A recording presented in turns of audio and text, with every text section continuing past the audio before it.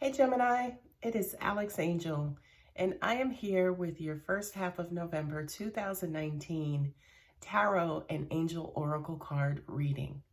What's going to be different about these readings versus last month's readings is that I have already shuffled the cards out. I have laid them out. I want to give you guys more information versus taking up time, shuffling and laying the cards out. For this month, I'm using my Gilded Tarot again, also coupled with the Ask Your Angels Oracle deck by Sonia Jokai. Okay, I have laid the cards out, and in your first placement, representing the current energy, is the Discontent Muse, and then also the Ace of Pentacles. For me, Gemini, this represents, okay, the light bulb has gone off. We know where we're headed. We know what we want to do. We now have an inkling of, where our passions are, where we want to place our attention and energy. This card here just kind of represents trouble with getting it off the ground. If you see that figure there, they're trying to walk down this particular path. There are distractions, there are kind of thoughts, and just kind of a couple of things going on to distract that person. Also at the same time, because the card is labeled as discontent, it's making getting down that path a bit of a struggle, okay? The beautiful thing about this card, the Ace of Pentacles, is the Aces represents absolutely new, brand new beginning. It is the budding of an idea, the budding of, hey, I want to go back to school. Hey, I want to open up this business. Hey, I want to start my own skincare line. It is, again, the light bulb, okay? What I'm also hearing too, Gemini, is that I kind of feel like you guys have getting a lot, you've been getting a lot of ideas. I do kind of get this, say for instance, you have been in your head. Not only that, but I feel like this particular idea is a masterpiece. It's what, it's kind of like your one-stop shop. It's going to make you happy. It's a good product. It's, a good direction you're going in. It has long-term potential, but the problem could be just kind of getting up off of the couch and starting to, kind of kick yourself into motion and, kickstart, whatever this new endeavor is. Okay. The next two cards that come up is the Three of Wands. And then also coupled, if I can get it upright, is the Rest and Holy Spirit. Again, the Three of Wands is that outlook, looking ahead, taking action, moving forward. I love that white bird is there because it kind of poses as like sunny outlook, good things to come, right? Now, it's weird because on one hand, you're like, okay, I got it.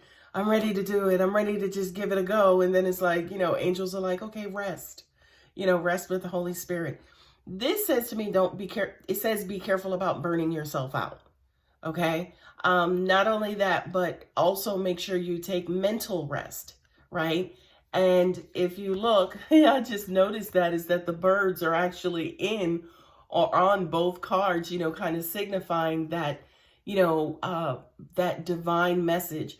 Birds, as far as dream symbolism, they usually depict messages coming from heaven down to the earth, okay? So I do, if this is actually a brand new endeavor, I do want you guys to kind of take some inspiration from the ethers, from your intuition, from the non-physical, non-human, and kind of incorporate that, not necessarily maybe into your product, but into yourself, infuse yourself with it so you can, have the energy or what's needed to jumpstart this endeavor.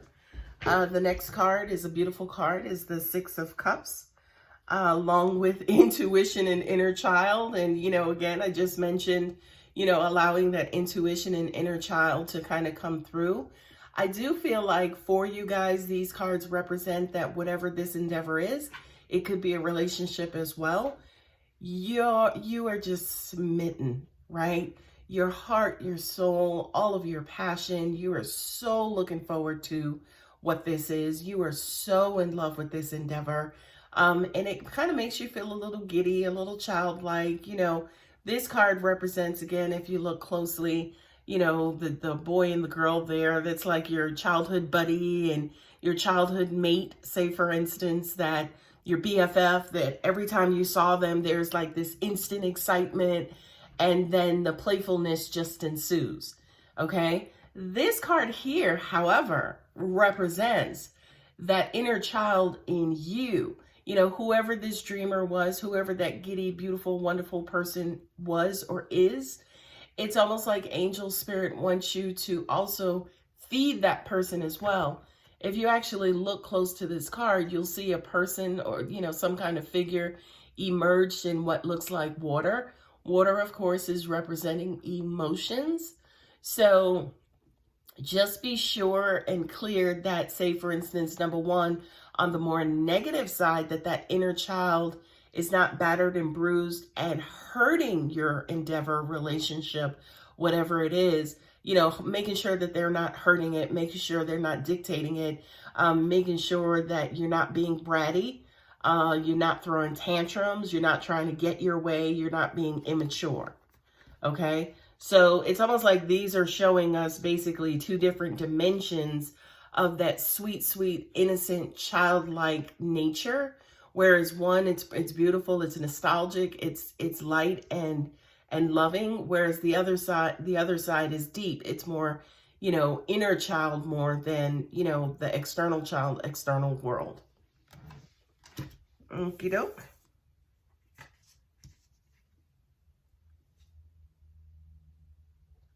I'm just bugging out because my deck contains 2 rest with Holy Spirit cards. That is unusual. That is so weird. I never noticed that. Okay, but again, the rest card is coming up with the 10 of Cups. This, my friends, is happily ever after, right? Again, whatever this personal endeavor is, it could be, again, you know, buying a house, starting a family, you know, building your family, having children, right? This usually refers to the love that is passed around from a family and, you know, from a family perspective, right? From, you know, husband to wife, from mother to son, from father to daughter. But this time it's weird because intuitively what I'm getting is angels are kind of wanting you to get comfortable in this position. This card here, I don't want to really say it's 100% domesticated, but for me as a reader, this is all of your dreams come true. You know, you guys heard me, you may have heard me say before that the American dream is pretty much bullshit. It's kind of like the American nightmare. But whatever it used to be, whatever remnants are still, you know, what are remaining from it, represents, you know, whatever that ultimate place that it is that you want to get to. So if you want the house and the marriage and the children and the dog and, you know, the career, I do kind of feel like not only do you have it or are quickly approaching it, but we want you to kind of savor it, right? Don't rush through it. We know, Gemini, that you have issues and challenges with patience. So we want you to kind of just rest and marinate in the happy parts of your life, right? What I'm getting especially is that this is a long time coming, okay? We don't want you to rush right through it. The last cards representing the outcome is the Page of Cups, more love. Absolutely more love. Physical body, Gaia. Okay. Number one, we want you to especially be careful about burnout, but also too, it's just love, love, love, love, love, and love overload. Okay. I do kind of feel like for you, Gemini too, you are exhausted. Okay. But this new love coming in is actually going to energize you and actually kind of raise your mood. Angels are saying raise your physical value, which is weird to me because I don't know what physical value is. I guess it's health. Okay. So I do kind of feel like not only whatever love that you have going on and whatever you have achieved, you know, from a love, maybe romantic standpoint, you got more on the way. Okay. So Gemini, the gods are blessing you. They're opening up and they're blessing you with love and emotion and emotional support.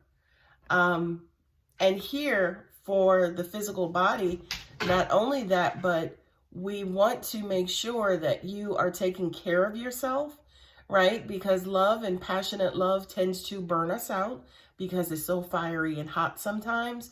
You know, angels are just wanting to be sure that you're taking care of yourself in the meantime.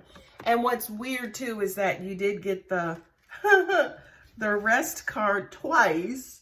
So for some of you, you know, you could have been burning the candle at both ends. We just kind of want to ensure that you are giving yourself enough rest, especially for you, Gemini. It is mental rest, more so than anything.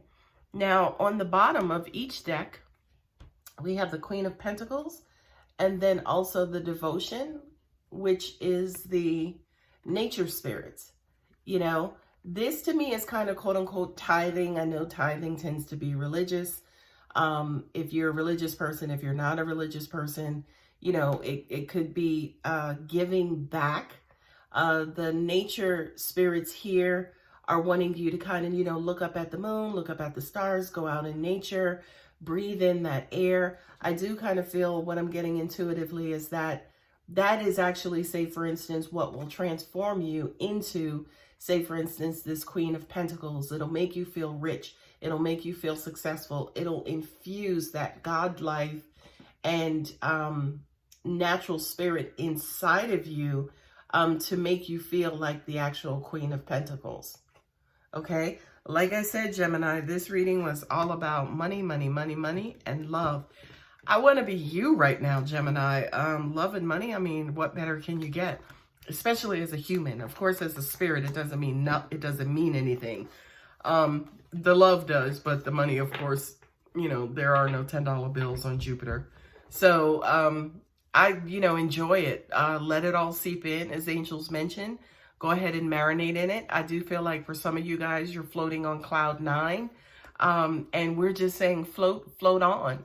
All right, guys, if you're interested in a personal reading, as always, my contact details are below. Have a great November, Gemini.